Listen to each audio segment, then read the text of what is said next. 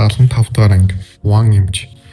Хэдэн минут Ван сууж байгаад Юров түүний нэг л өөр байгааг анзааран асуухаар шийдэв. Надад тгийж санагдаад байна уу? Эсвэл та таргалчихсан юм уу? Юу чи надад илүү их хоол өгöd байгаа юм уу гэж Юан гайхан асуув. Үгүй би өдөр болгон таныг нэг хэмжээгээр хоолдог. Гэхдээ таны яс өмнөх шигээ товоохоо болчихож төсөөлөөгүй гэдэгтээ итгэлтэй байна уу? Яагаад би гинт таргална гэж ямар тгийж хийд Юан ярьж байсныг гинт нэг зүйл ухаарн таг болов. Юров түүнд хоол их өгөөгүй байгаа ч Юан сүүлийн үед хийцэн байж боломгүй юм. Харин миний тоглоомд хийцэн зүйлээс болсон гэж юу гэж Юан бодон түүнд улам сэжигтэй санагдаж эхлэв. Яг та тэгтлээ таргалчихгүй л бол зүгээр л дээ. Гэхдээ эмчд үзүүлэх хэрэгтэй.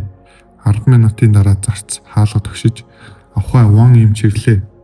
Ойлголоо ахаа гарцгаая гэд Юров түүнийг зөөлнөр босгоод тусгай хатаагч ширээн дээр түүнийг тавив. Удалгүй Юаны бие хатгад Юровч бас өөрийн биеэ хатаад шинэ удлахны хувцас өмсөчөөд дараа нь Юаны хувцсыг өмсгөв.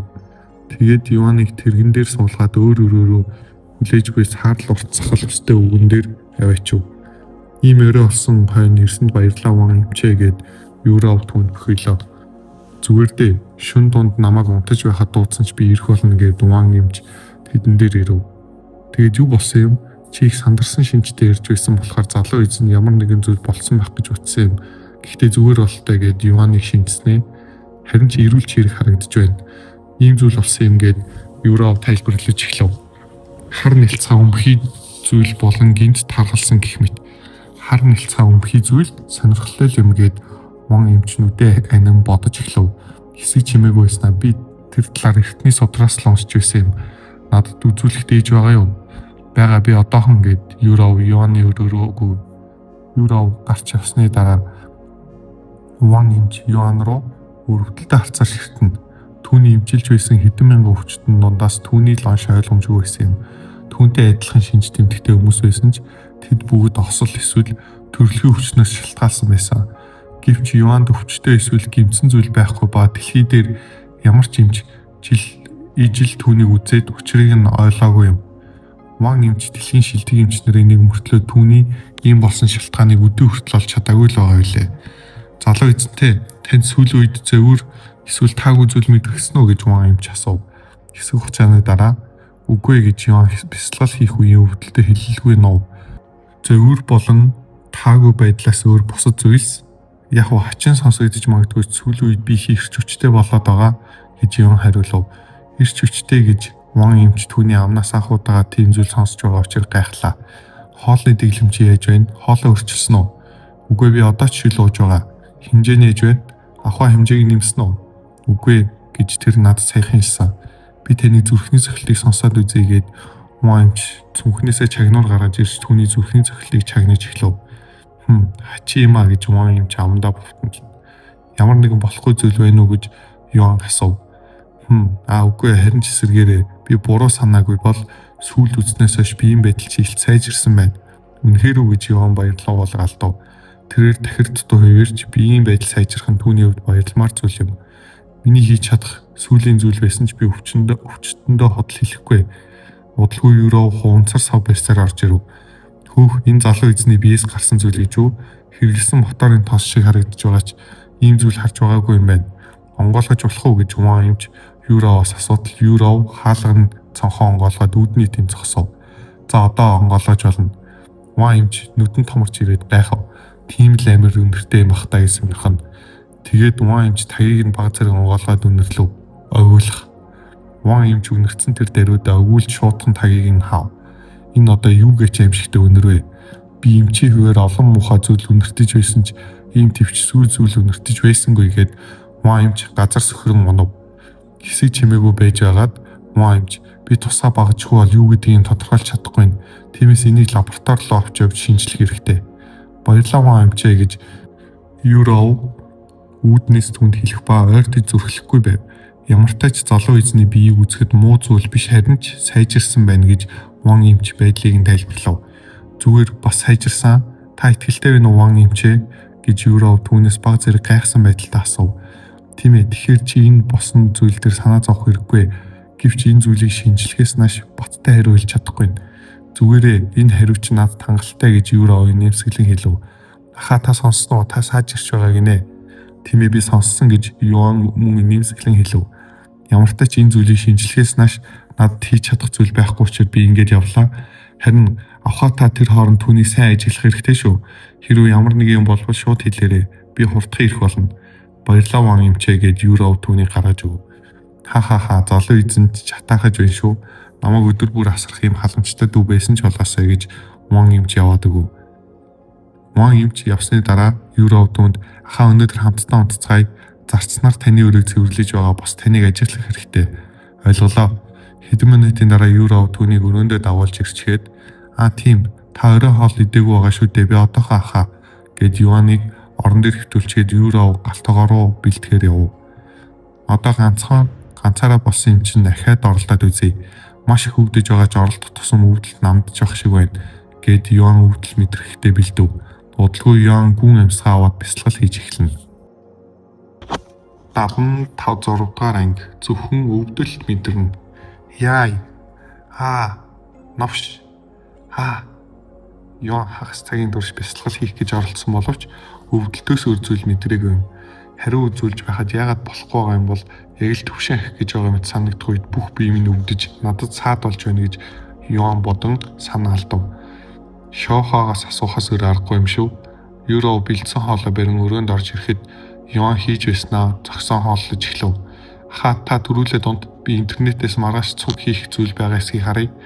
Ойлголоо сайхан амраараа Юроу. Сайхан амраараа хаа гэж Юроу түнд хүнжлийг нөмрүүлж өгөөд интернет орж эхлэв. Дахиад л тоглогч Юан уу. Энэ удаад яасан юм бол гэд Юроу онцлох мэдэн дээр дарж оров. Тоглогч Юан анхны тэнгэрлэг ангилын чадвартай тоглогч боллоо. Яг яаж тэрхүү Юан энэ хүчрхэг техникүүдийг олоод байгаа юм бол дарж одж үзнэ үү? Тоглогч Юан ахин дэлхийд дахныг гайхшрууллаа.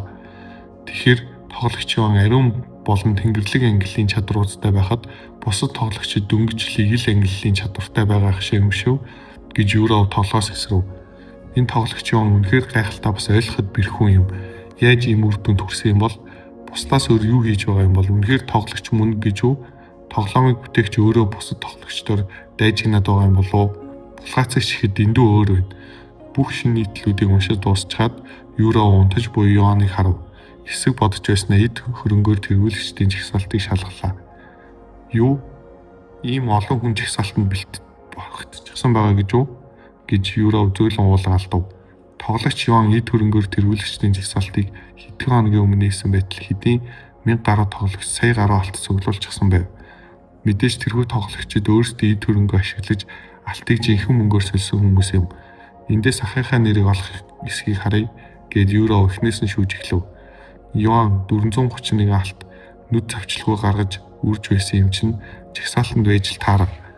Гэвч Юроу дээрээс нь доороос нь дээш шалгасан боловч Ютиан гэж чинээр олоогүй ба тийм их алт үрчихсэн юм чинь жагсаалтаас жигдсэн байх гэж бодов. Нэрээ бодоод ахнаа Тианхын дүрийн нэр юу юм бол би түүнээс асуугаагүй юм байна гэдгийг гинт санахын тэр маргааш л асуухаас гэж Юроу мөрөө авчаад цааш үйл ажиллагаа гэсэн хэсэг рүү дарж оров. Үйл ажиллагаа гэж хэсэг бол болоод өнгөрсөн болон болж буй үйл ажиллагааны талаар бас цуглуулсан оролцооны оноо алт болон хөрвүүлдэг хэсэг юм. Хавар хотын ойролцоо ахтай цуг оролцож болох үйл ажиллагаа байгаа хэсгийг харъя гэд Юроу хайх хэсэг дээр хавар хот гэж бичээд тавь. Удалгүй түүний өмнө 10 гаруй нүур гарч ирв. Ихэнх нь дуусчихсан юм шүү. Энэ юу вэ? Маргааш хавар хотыг захирдаг Шон Овг луугийн мөн чанар сүмийн шин шавнар илсүүлэх шалгалт зохион байгуулна. Луугийн мөн чанар сүм эрх мэдэлтэй бүлгэн бөгөөд зөвхөн 3 болон түүнээс дээш түвшний сүмжлэг шавнарыг илсүүлнэ. Луугийн мөн чанар сүм илсэлт авч байна. Тэгээд Юроу шин цонх үүсгэн бүлгэн гэж хайв. Аливаа харъя. Бүлгэн бол тулааны урлагаар хичээлдэг байгууллага юм. Бүлгэмийн шавнар бүлгэмийн наснуудаар хичээл заллахаас гадна өөр хэрэгцээт үнцэнтэй зүйлсээр шагнуулдаг. Хөөх тулаачдын сургууль юм шүү. Тэгээд Юроу Юан руу харан бодолд оров. Би буруу санаагүй бол ах сургууль ямар байдаг талаар үзэх хүсэж байсан. Бодит ертөнцийн чадахгүй ч гэсэн тоглоом дотор болж чадна. Яг уу энтхийн сургуулиас өөр ч гэсэн зүгээр байснаас дээр шийдлээ. Маргааш бид энэ бүлгэмд элсэж тулаанчдын өөр хичээх болно гэж Юроу шийдэмгээ толгойд өгөв. Удалгүй Юров интернет орж дуусаад орондоо орох ба Юаны бие хэврэг хүчээр түүнээс зайтай унтав. Юров урдих шигээ эрт босож шүршүрт орчхоод төгөлдөр хорын бэлтгэл хийсэн ба дуусчаад Юаны өглөөний цаг бэлдэв. Өглөөний мэд Юров гэж Юан Юров өрөөнд орж ирэхэд мэдлэв. Өглөөний мэд хаа таныг өрөөндөө харсан чи хэвгүй шүү. Тэгээд Юров түүнийг хооллож эхлэв. Хаа дараа нь юу ихээ олчихсан шүү гэж Юров түүнийг хооллонгоо хэлв. Тэр чи юу юм? Та үргэлж сургуульч авахыг хүсдэг байсан мэт дээ. Тоглоом дотор бүлгүмгээ тулаанчдын сургууль байдаг юм байна лээ. Яг адилхан сургууль биш ч гэлээ. Түүнээс өөр танд сургуулийг мэдрүүлэх арга алга.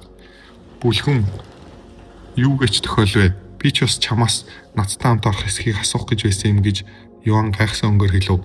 Үнэхээр тэгвэл нэг бүлгүмд орцоох уу? Мэдээж болж байна. Тэгвэл өнөөдөр хавар хотод болох үйл ажиллагаанд оролцоцгоё гэж Юров түүнд хэлв. Ямар үйл ажиллагаа? Хавар хотын Шуан овог луугийн мөн чанар сүм Чэв эсвэл нэг нь хэрвээ шалгалтанд нь тэнцвэл хоёулаа хамт орж чадна. Шуан овог болон луугийн мөн чанар сүм хэрвээ Юан хардаг байсан бол Юаны нүд томорч ирээд гайхах байсан юм. Юу гэж тохиолдол вэ? Тэрээр луугийн мөн чанар бүлгүмд орох санаатай байсан ба Шуан овогыг ч мэддэг байв. За тгийгээд Юан толгой дөхөв. За шийдэгдлээ. Бас нэг зүйл байна хаа. Таны өрөөг цэвэрлэж дууссаагүй байгаа учраас өнөөдөр та миний хажууд тоглох болно. Бас л мартах төглөө. Таны төхөөрөмж бохирдсан байсан учраас хуучныг нь хайчихсан шүү. Шинийг одоо аваад ирье. Юу? Миний төхөөрөмжийг хайчихсан юм уу? Миний хаяг яах болж байна? Шинээр нээл гэж бүү хэлээрээ. Яаж ч үнэртэж байсан заавал буцааж авчир гэж Юан чангаар дуулдав. Хэрвээ үүнээс болж шинээр хаяг нээх болвол Юан үнэхээр яахаа мэдэхгүй байв. Битгий сандрахаа. Та мартчихаа юу хэдхэн ч төхөөрөмсөлсөн бай нэг л дүрээрээ тоглоно гэдгийг. Тийм шүү дээ мартчихсан байна гэж Юан хэлээд санаа номроо. Би ахиж шинийг аваад ирье гэж хэлчихэд ирээ.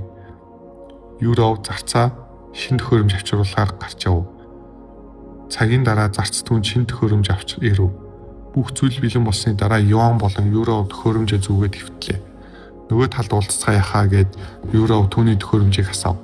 Эргээд тавтай морил юу тиан хаа гэж түүнийг орж ирэх мөчөд Шиохо зүйлтнээс гарч ирэв. Шиохо ашгүйдээ чи зүйлтэн дотор гацчихаагүй байна гэж Юан түүний хөөртөм царайг хараад санаа алдав. Гэвч Шиохо түүн рүү бодсон байдалтай харна. Би яагаад зүйлтэн дотор хоригдно гэж. Таалагдсан бол лайк дарж Wildcard Audio сувгийг subscribe хийгээрэй. Луугийн мөн чанар сүмийн шалгалтын тэмдэг. Юров бодлого түүний араас орж ирээд шалгалт өгөхдөө бэлэн мэдтэй гэж асуув. Шалгалтаа гэж Шиохо тэдний яриад байгааг ойлгоогүй учраас Юан руу харав. Юан түнд луугийн мөн чанар сүмд орох шалгалт өгөх гэж байгаагаа тайлбарлав. Тян луугийн мөн чанар сүмийн шив болох гэж байгаа гэж үв.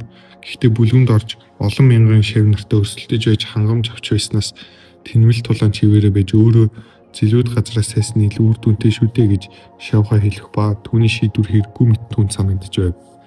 Чамаа юу гэх гээд байгаа ойлгож байна. Гэхдээ би хангамж болон шан харамжийн төлөө орох гээгүй. Би бусад тулаанчд яаж амьдардаг талаар өөрийн биеэр нь үзэж туулах гэсэн юм.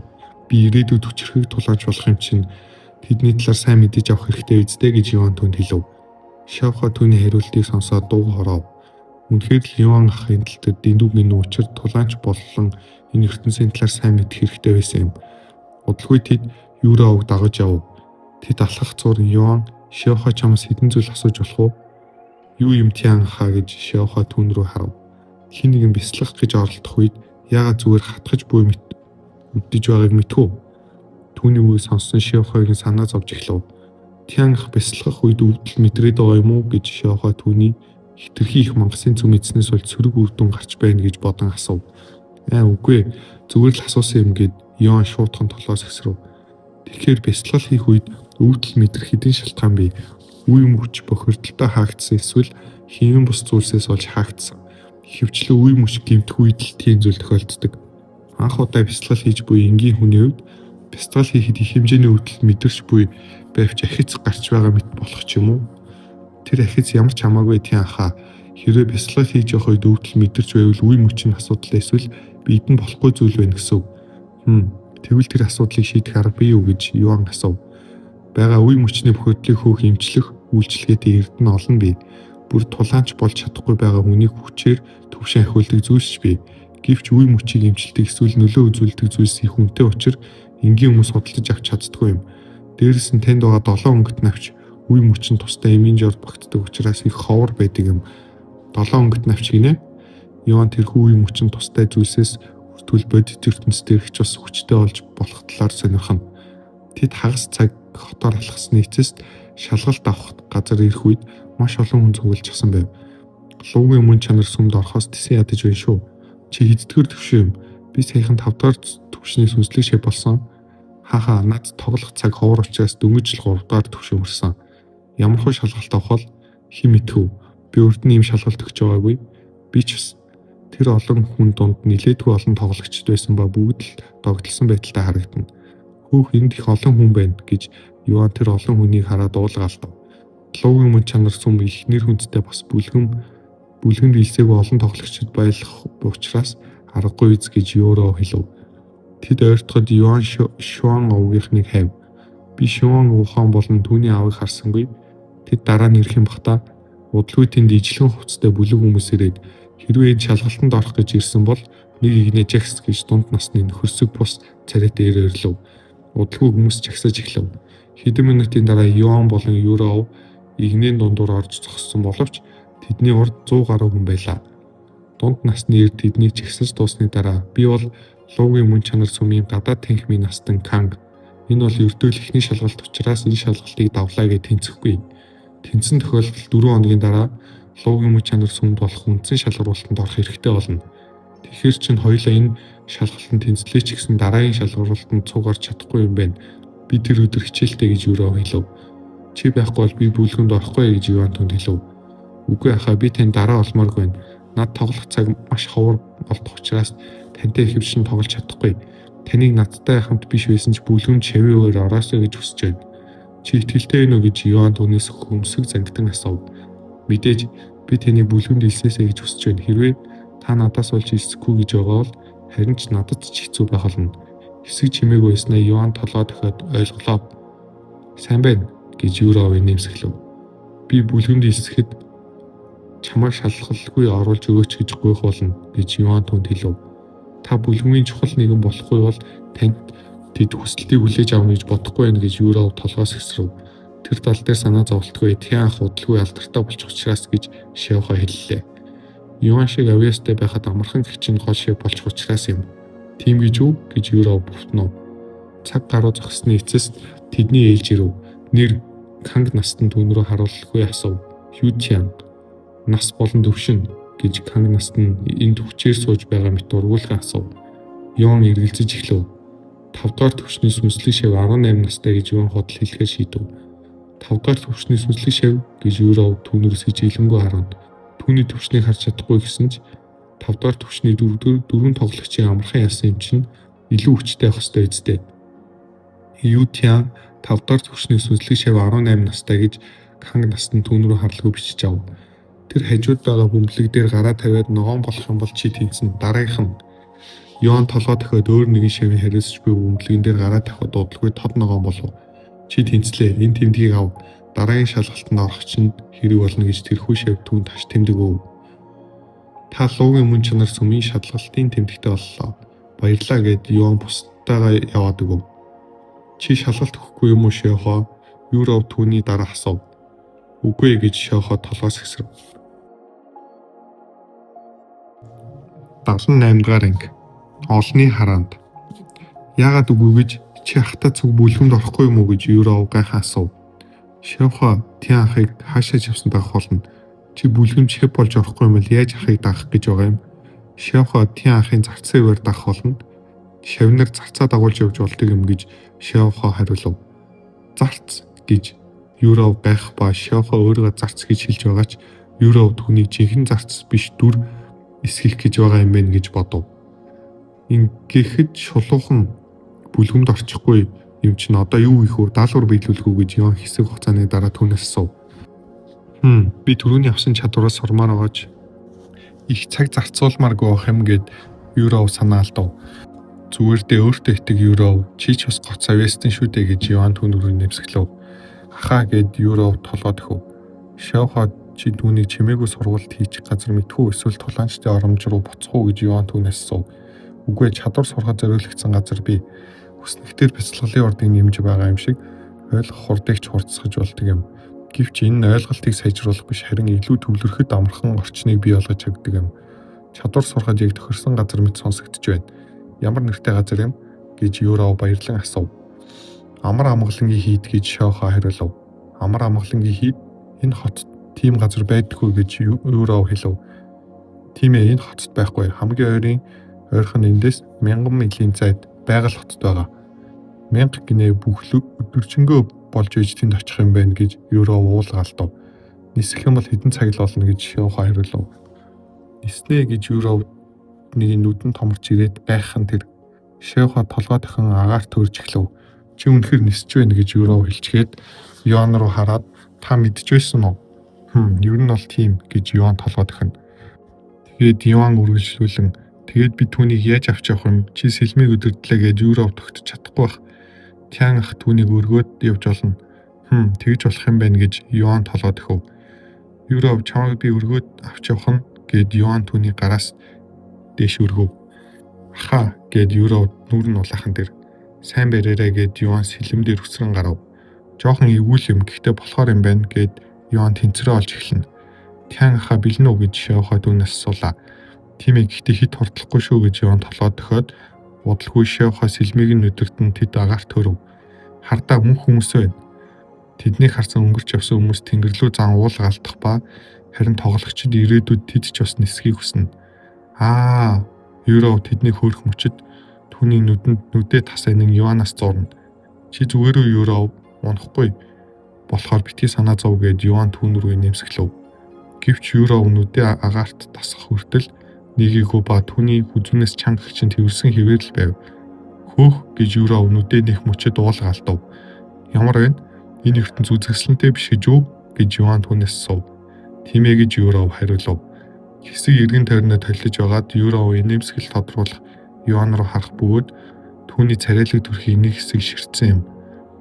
Яасан гэж Йоан түүний өөрлөөн цоо ширтж байгааг мэдрээд асуув. Юу жишээ гэд Юрав цочих ба түүний зүрх маш хүчтэй зохилно.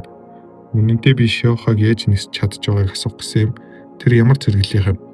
Нөгөө сүнслэг хаан гэж Йоан түүн рүү хачаа өнгөөр хариулв. Сүнслэг хаан тэр чи хэр хүчтэй юм? Миний бодлоор сүнслэг шавьяас 5 зэрэгэл дээгүүр бах. Хүлээ 5 зэрэгэл илүү гинэ. Тэр чи маш хүчтэй юм шүү. Түн шиг хүчрхэг нэгэн үргэлж таныг дагаж байна гэж үү? Тэр таны хайжууд байхад та хүссэн бүхнээ хийх юм шүү гэж Юрав түүн рүү боломжтой ширтэх ба түүнд хідэн асуух зүйлс гарч ирв. Яагаад Шеоха шиг хүчтэй нэгэнд түүнийг дагаад байгаа юм бол? Шеоха гэж яг хин юм бэ? Юрав түүн рүү сэжилсэн харцаар хараад асуув. Аха танаас би асуух гэж байсан юм. Таны тоглоомын дүрийн нэр юу вэ? Йоаны би тэр дороо хөшиж хамаг хөлсөн цовж эхлэв. Яагаад би Йоан гэж нэр сонгосон юм болоо? Үүнээс болж Юрав тэрийг мэдчихвэл яана гэж Йоан дотроо санаа алдав. Аха та зүгээр үү? Яагаад гин чимээг болчих вэ? Зүгээр нэг нэр шүү дээ. Юуг нь нуусан юм гэж Юрав хэлэх ба олон сэжиглэж эхлэв. Түүнд худал хэлмээр байгаач тэр үннийг дараа нь мэтгэл болно. Түүний миний төлөө хийсэн бүх зүйлийн дараа түүний нүур рүү хараад шуудхан худал хэлж чадахгүй. Түүний бодилсон царайг харсны Юрав зүгээр дахаа би шалтгааныг мэдэхгүй ч та хэлмээр байгаа үедээ хэлээрээ би хүлээх болно. Гинэтхэн Йоан үгүй зүгээрээ би хэлье. Үнэхээр хүчлэх хэрэггүй шүү. Чамд хэлж чадахгүй хэдэн шалтгаан байгаач чи миний эрхэм нэнтэн дүү учраас чамд хэлэхгүй байж чадахгүй нэ гэж Йоан түүн рүү нэмсгэлв. Удалгүй Йоан бүнцгийн амьсгаа аваад энэ ертөнцид би өөртөө Йоан гэж нэр өгсөн. Йоан гэж Юрав гайх ба түүний үннээ хийсэнд санаа амрав. Юрав хэсэг түүнийг харж байгаад Шеоха руу харав. Тэгээд Юрав нүдэн анаад хүн амьсгаа ав. Тэгэхээр та тоглогч Йоан байжээ. Уучлаарай Юрав чамаас нуусанд. Гэхдээ яагаад ч юм олон тоглогч намайг алах гээд хөөгөөд байгаа. Тиймээс чамд бусдад үзээ ядагцсан нэгэн шиг харагдахыг хүсээгүй юм. Юрав толгоос хэсрээд түүний хатцрыг илээд таныг бусад юу гэж бодох надад хамаагүй. ертөнц тэр аяараа таны эсрэг байсан ч би таныг үзээ ядахгүй. Яагаад гэвэл та миний хажууд хэрэгтэй үед минь байсан ганц нандаа ах минь шүү дээ.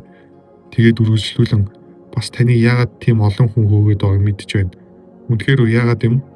Энэ бол их энгийн. Тэд танд татаархаж байгаа юм. Бодч вэ, хийсэрч вэ? ертөнцид хүмүүс үргэлж таны авьяас бэлэгт атаархаж ирсэн. Тиймээс та тоох хэрэггүй. Ямартай ч аргагүй л ах маань шүү. Бодит ертөнцид шууган тариа зогсохгүй тоглоомын ертөнцид хүртэл шүү. Та хаач байсан үргэлжлүүлэн олонний нүдэнд хүртэх юм аа. Хахаа чи хэтрүүлж байна юуроо?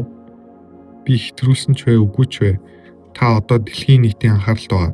Та хөгжмийн салбарын Ю Тян гэдгээр алга болсон ч хүн бүр таныг Юан гэдгээр чинь алхан бүрийг чинь харж байгаа учраас тэдний урламыг бити хуглаарай. Аха би ч бас харж байгаа шүү гэд Юроо үзгэсэндээ нэмсгэл тодруулан хэлв. Гэж Юан толгой дохино. Үргэлжлэлийг Wildcard аудио суугаас